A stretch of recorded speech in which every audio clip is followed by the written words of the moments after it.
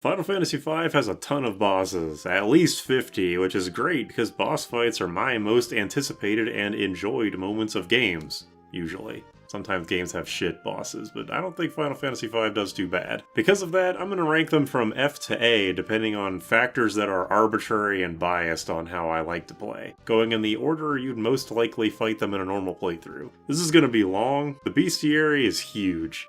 Final Fantasy V is the second in a series of Final Fantasies that has a guy that goes into a counter stance on occasion to prevent you from holding the A button for the whole fight. I wonder when the series stopped doing this. This is lessened by Wing Raptor not having much HP, like most monsters, and if you brought broadswords for everybody, then there's a greater than 50% chance of him dying from this strategy anyway. Breathwing is a move that can take you off guard, being a deal 25% of max HP move, but he rarely gets to use it more than twice, so keeping your composure and throwing potions around will make sure you're fine. It's the first boss. He has 2 unique sprites. It's a fine tutorial.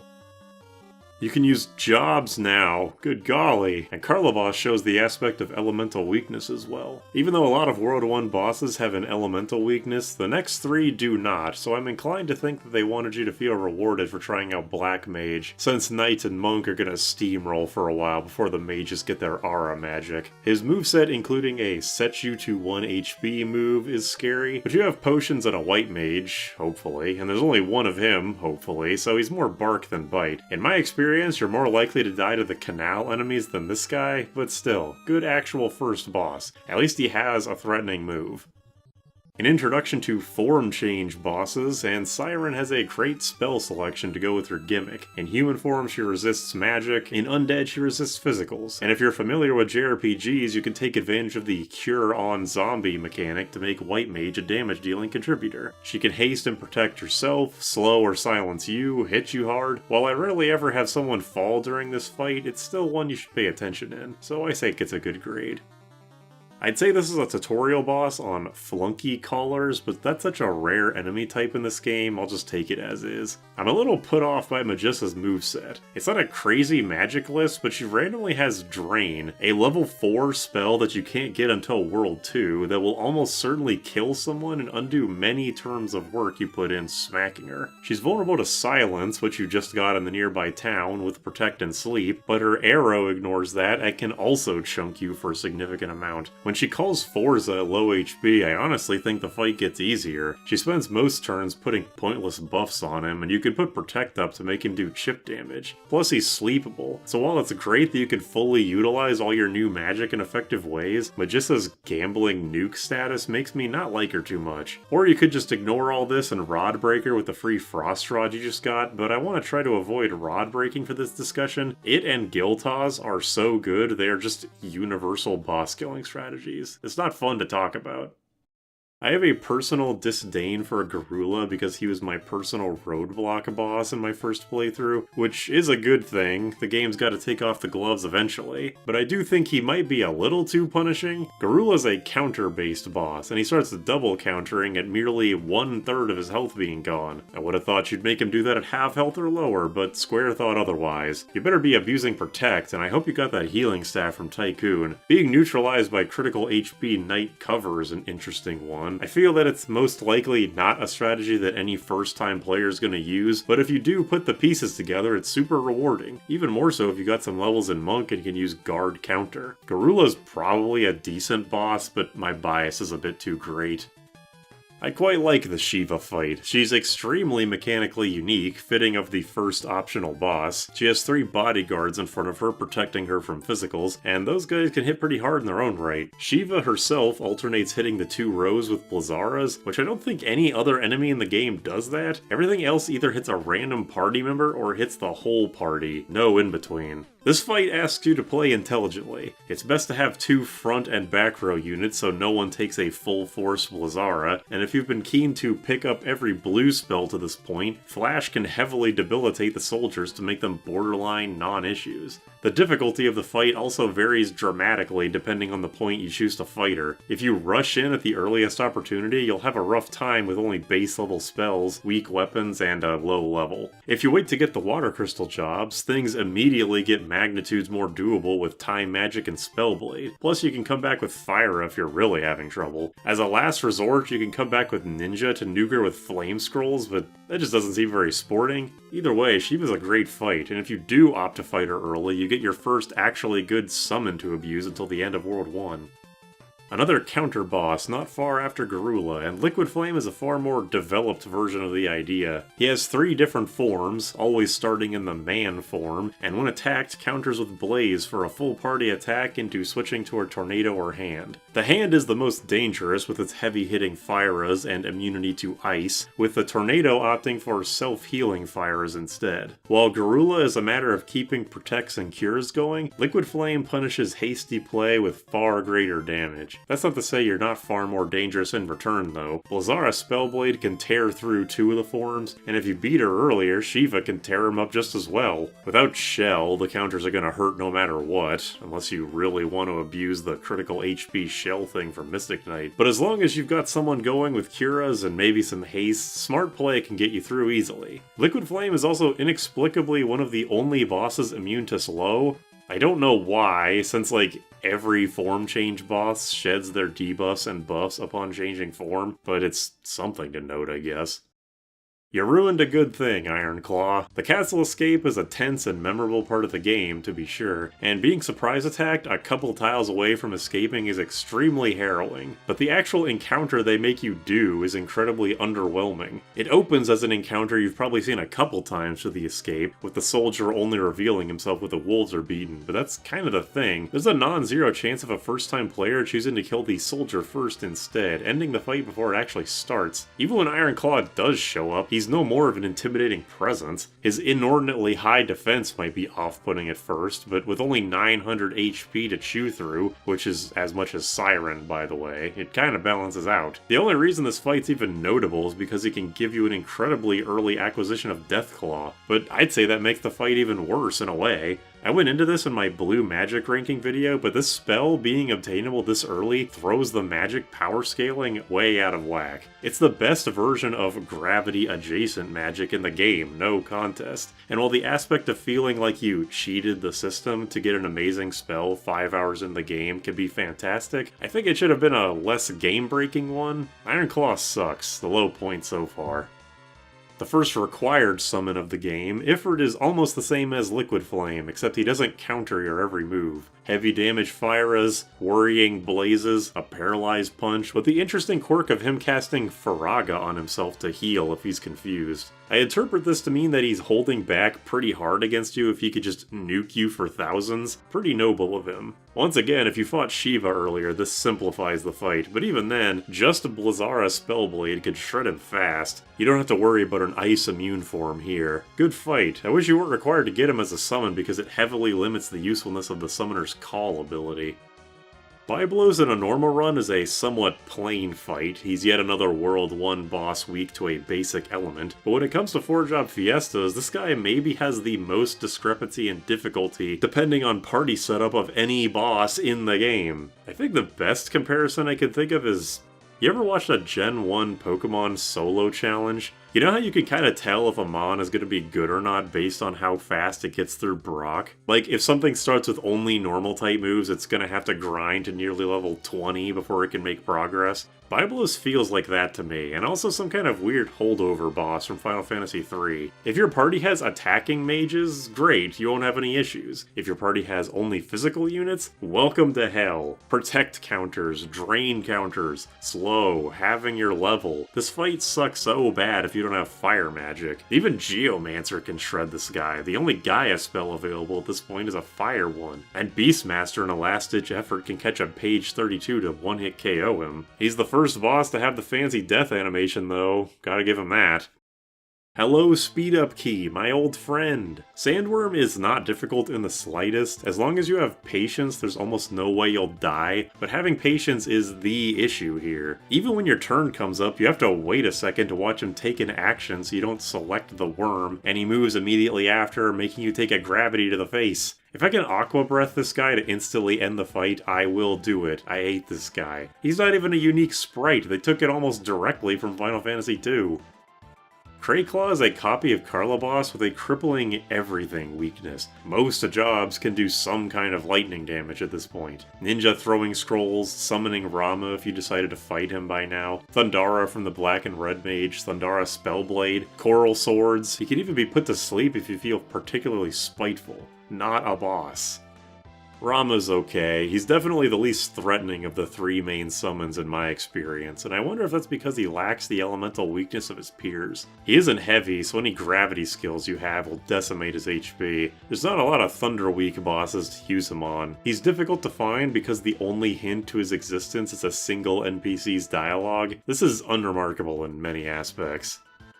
Like Shiva, Adamantoise is a mechanically unique boss with him having innate Protect and Shell. With no Dispel to throw around, you just have to hold that half damage, and Shell in particular will make any non-damaging spells have a hell of a time connecting, not to mention mitigating his ice weakness. This guy hits hard and doesn't take shit back. It's an interesting fight because it feels like you're being told victory is unlikely in a straight up fight, so gimmicks are the way to go. Death Scythe, level 5 death, gravity if it can pierce through Shell. I kinda like how punishing this guy can be. And at least unlike Byblos, he can't decrease your damage anymore. You're doing jack shit, and you'll be doing jack shit.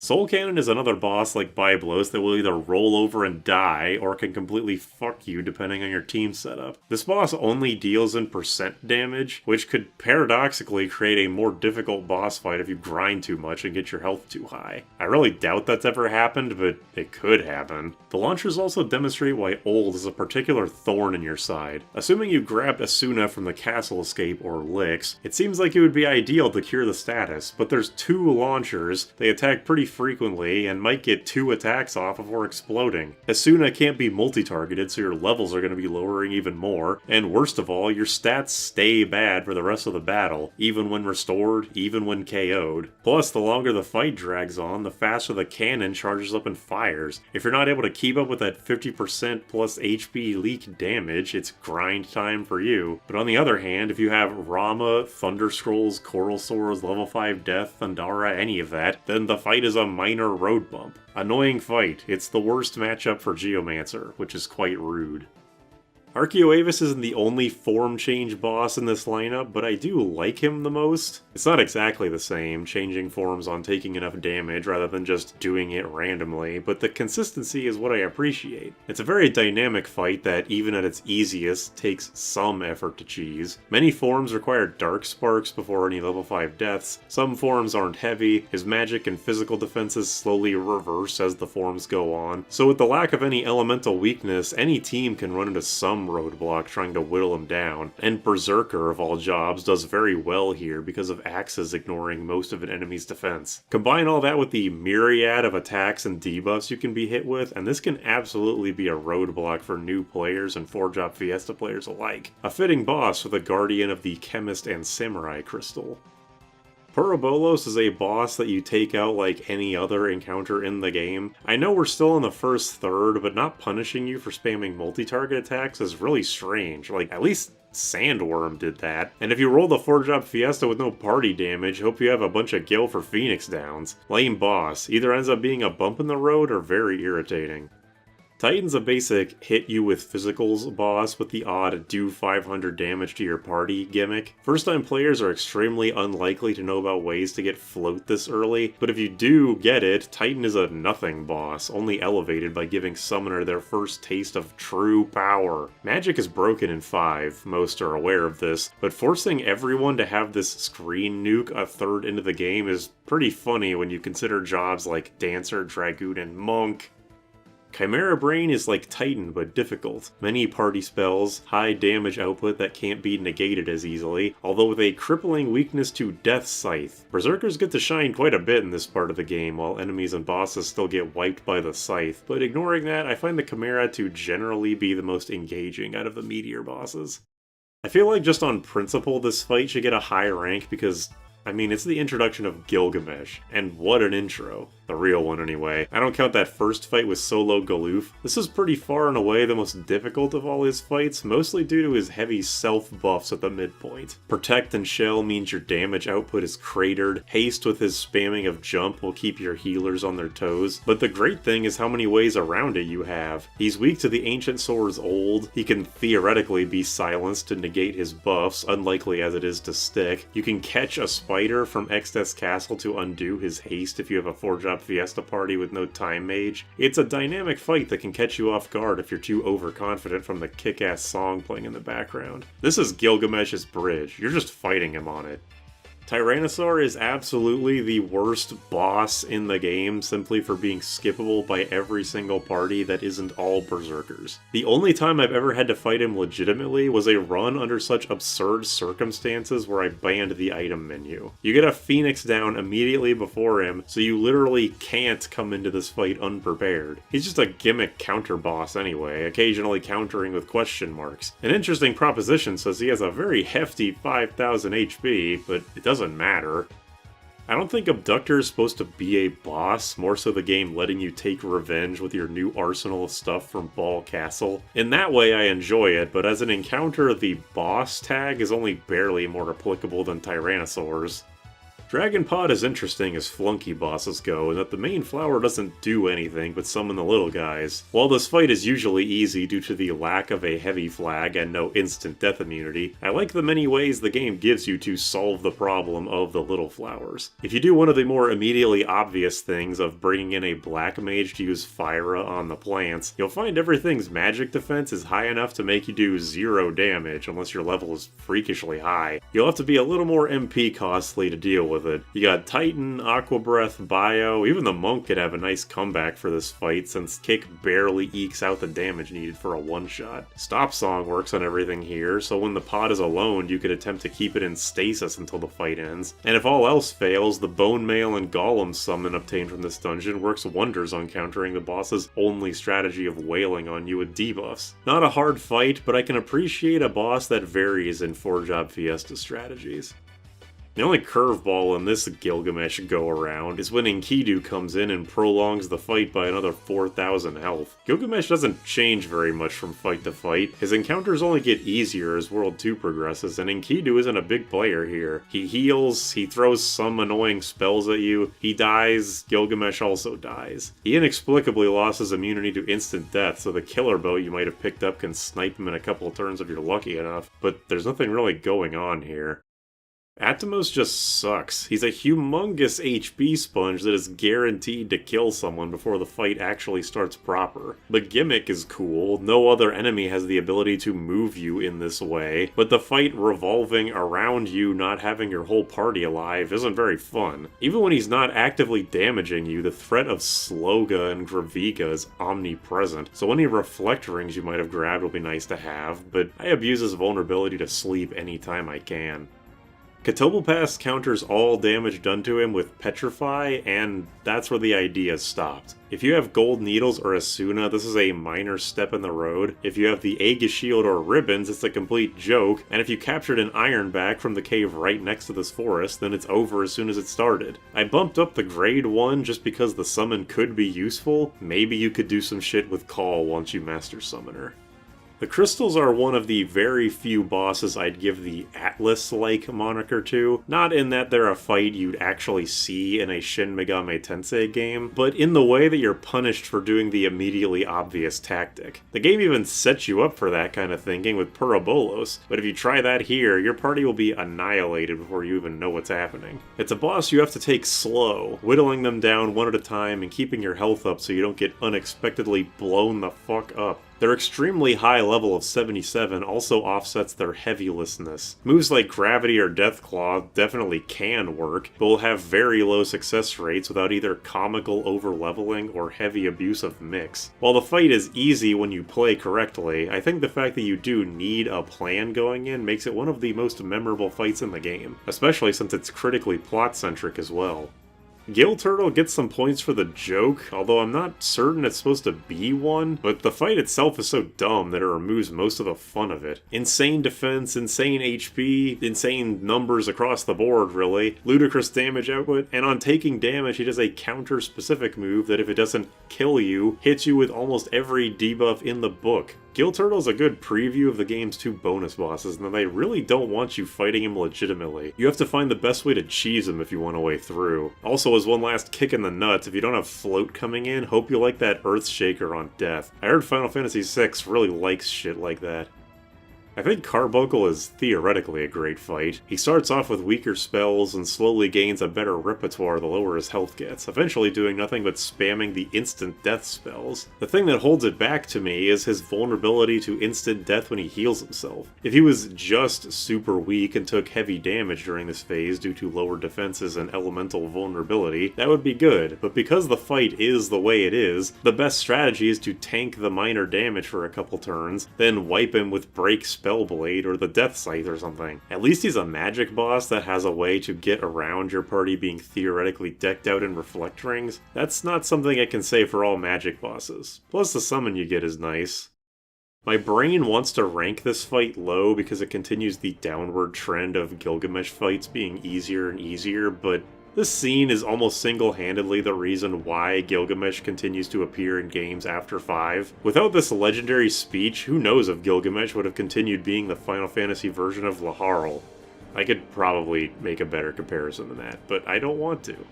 Exdeath is as every bit ruthless as his cutscene presence would let you believe. He's got nearly every fucked up move in the game up to now. Zombie Breath, Level 3 Flare, Earthshaker, Vacuum Wave. Then he starts attacking twice per turn once you hit him with enough Aga spells. And theoretically, he'd start hitting you with meteors if his AI worked properly. He is undoubtedly the hardest fight in the game to this point, but by no means unbeatable. You have all the Aga spells by now, so Hastiga, Curaga, Shell, and Golem will start carrying you heavily for near every fight. Conversely, Exdeath is also very fast, and will haste himself if he gets hit with slow, so it's not unlikely for you to have at least a couple characters down at points. I don't really understand why he's immune to poison, but since Bio falls off once you get the black Aga spells, it's unlikely to matter. He could be a huge roadblock for many 4-job Fiesta runs if you don't have good party healing or any defensive abilities. Plus, if you didn't grind for Reflect Rings and Barrier Tower, you're screwed if you want him now. He's weak to Holy, so farming for the Staves of Light against Metamorphs and Guido's Cave could be beneficial, but, you know, rare drops. Never get them when you need them. It's a tough fight, one of the game's best, and it works fantastically gameplay and story-wise. Following that up with Antlion, the non-boss that's more irritating than challenging, is a novel idea from Square. I feel that there's a non-zero chance of someone not saving in between Exdeath and now, and dying to it because they thought the game was over. That they gave this guy Discord is a huge middle finger. They could have just not done that. I really don't understand why this fight is here. The Final Fantasy IV spray was better. If the Gargoyles were a one-off fight, that'd be fine enough, but to get the most out of this game, you have to fight them 4 times, and that's excessive. They weren't that fun the first time around when you only had 3 party members. You have to kill them at approximately the same time or else they revive each other, and that's the most difficult thing about the fight. They're not really doing anything to you otherwise. In a normal playthrough, these things are forgettable, but I've had many a 4-job Fiesta where my party damage is limited to non-existent, and it had to be band-aid fixed by skipping the pyramid to grab the chicken knife. Something perplexing is that they absorb Holy. Many World 3 bosses do, and these guys it especially rubs me the wrong way, because there are 2 Holy weapons in the Legendary 12. I can picture this happening to a lot of people, and it still happens to me, where you beat the pyramid, grab the Excalibur, or Holy Lance, go to the next dungeon, and stick to your weaker weapons, shithead. Its reviving allies gimmick is done better than the other upcoming boss that has it, at least. Melusine is alright as far as barrier change bosses go. Unlike Archeoaevis, she's a real execution of the concept, being random in her deciding to swap, but she always starts with a fire weakness. It's easy to heavily abuse this knowledge with Mystic Knight and Black Mage to nuke her before she has a chance to do anything, and she's vulnerable to sleep too, so even though she has super high defenses, it doesn't mean much when the boss is over before it starts. If you're not able to win quickly though, then things can snowball out of your control. I've heard you can tell what her current weakness is by what side of the screen she comes on, but that's not information I've ever needed to know, so I don't know how true it is. Usually in 4-job Fiesta runs, I brute force my way through with a chicken knife. I don't have the attention span for fighting these kinds of bosses the correct way. But it's not like there's a scholar to help me here, unless they actually want me to use the Blue Mage's Analyze ability. Fat chance.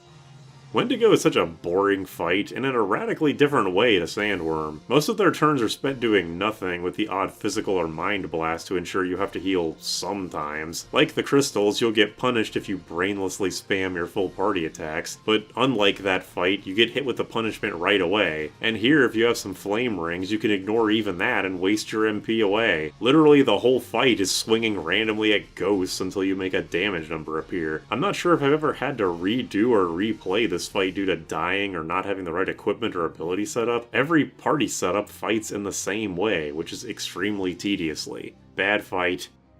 While Minotaur is a late-game boss that could be cheesed with critical HP Knight, it at least makes sense considering the stipulations of the encounter. It's about as straightforward as you can get. The guy hits really hard with physicals, you have to do your best to mitigate it with items that you can't use magic to heal, or avoid it entirely with shields and elven mantles and the like. Plus the joke at the end with not having enough MP for Holy is legitimately great. I wish that Omniscient was fought first so you could see what's supposed to happen, then this guy after with the misfire. Kinda odd to put the joke one first, but yeah, it's fine.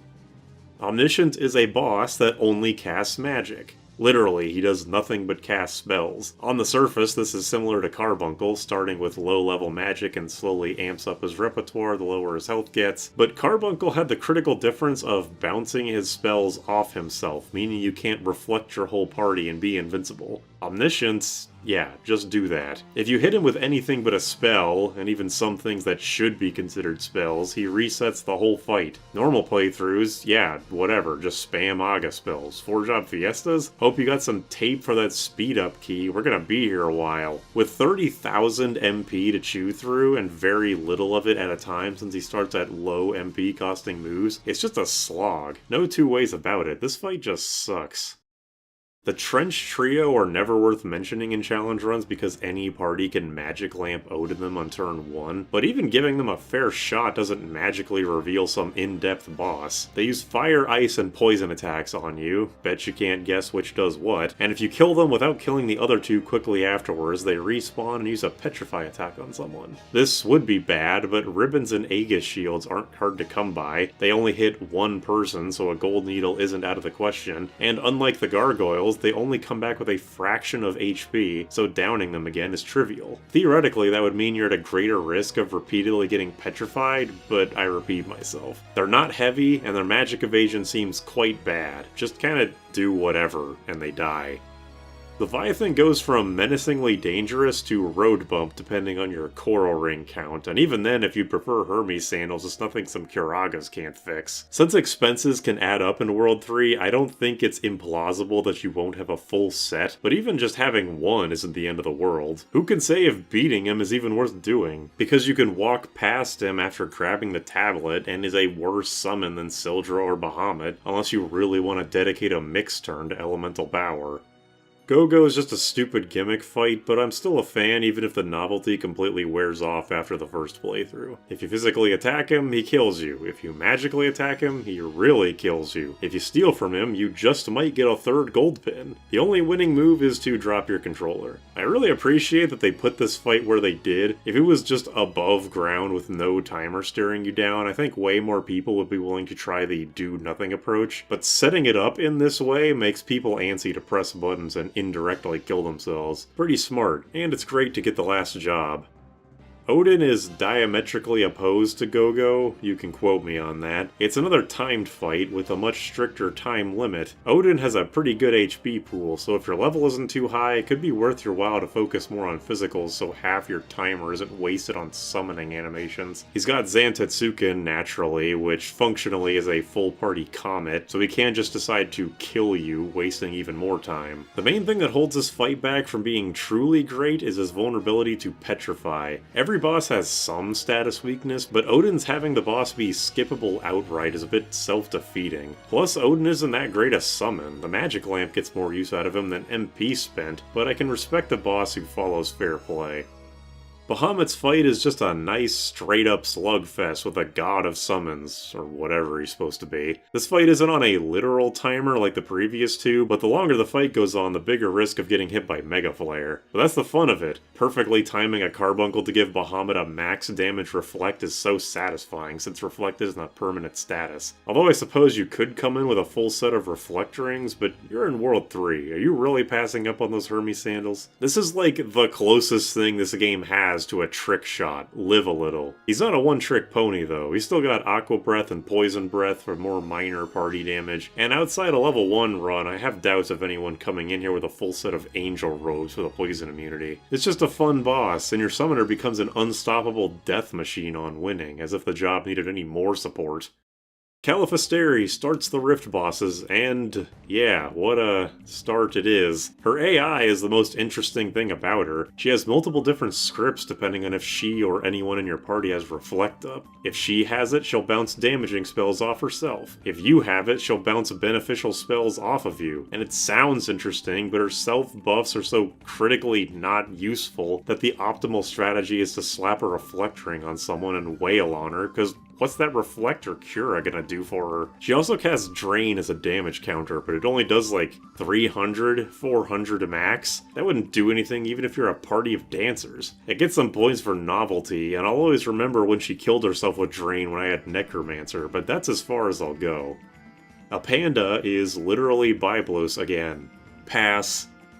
In the game that created the Blue Mage, it's apt to have a boss featuring the gimmick. They made all those spells, you're gonna see them whether you want to or not. Well, I guess you don't have to, as Almagia is guarding a non-required save point, but come on. But yes, a Blue Mage boss is very neat, especially since he learns any blue spells you hit him with. I wish I could learn the spells as soon as I'm hit, but what game do I think I'm playing here? This fight can be a great way to find out what some blue spells are if you're playing the game as intended without a game facts guide next to you, and I have this weird feeling like Self-Destruct was made a blue spell specifically for this fight. There's no way I can prove it. I doubt even the devs remember at this point, but that the game rewards you so heavily for thinking that way is a memorable moment. If I could change one thing about this fight, I think I would have him use Mighty Guard turn 1. This would guarantee that all players would see it, and even if it's not immediately obvious what it does, you'd see her drastically cut damage from the previous bosses and probably put 2 and 2 together. That would still leave the problem of finding the spell in the first place, because no first-time player is ever going to find the Stingray, but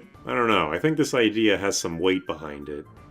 Catastrophe goes one of two ways. You either get floored by the relentless Earthshakers and die, or you put a Reflect ring on a floating party member and instantly win. Just like the self-destruct thing, I have this inkling like 100 Gs was made reflectable specifically for this fight, but unlike Azomagia, there isn't an interesting boss design if you opt out of that cheese method. Halicarnassus doesn't really do anything. There could be some panic when you get frogged right away, but I'm sure you've got some Maiden's Kisses. Maybe you're wearing a ribbon or two. Plus, again, Hali doesn't do anything. He'll cycle through a bunch of weak attacks, maybe shell himself, then randomly nuke someone with a 9,000 damage holy before starting from the frog thing again. You're more likely to kill him before he gets to that point, and you can do so even faster if you come into the fight as frogs all ready to be cured right away. I don't get it.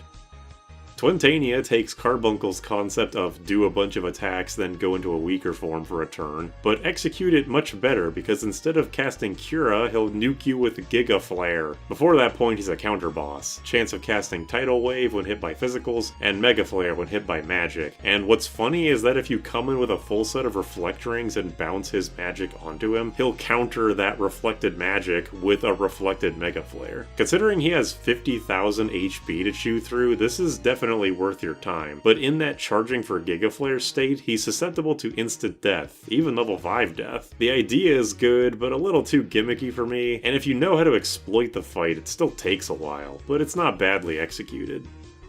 To start off, the worst thing about this fight is how long Holy and Flare's animations are, but at least Pixel Remaster fixed that. Anyway, Necrophobe is so fucked up when you're not prepared for it, and so many 4-job Fiesta parties get hard-rolled at this guy. You start by taking nearly 4,000 damage in Flares and Holies. You can't rely on standard spells because the barriers have Reflect up. The back barriers are actually in the back row, so physicals are less effective. Everything in the fight is heavy, so no cheesing with fractional damage. You've got this big dummy target in the middle here, so rapid fire is less effective. And until Necrophobe is the only enemy left, you're gonna keep getting slammed with all kinds of magic. It's very possible whoever you have as a healer will have some trouble keeping up. And once you're finally down to a 1v4, Necro starts the real onslaught. He goes twice per turn, doing insane damage to people, even just straight inflicting death sometimes. But he's totally defenseless, even having a weakness to every element. So it's a ruthless damage race to the final save point before the final boss. Culminating with Gilgamesh's reappearance and his cementing as everyone's favorite character, there's a lot to like about this fight, even though it can be frustrating. The fact that it's actually hard definitely helps, and compared to the vast majority of bosses, these last two fights are always a struggle in 4-job fiestas.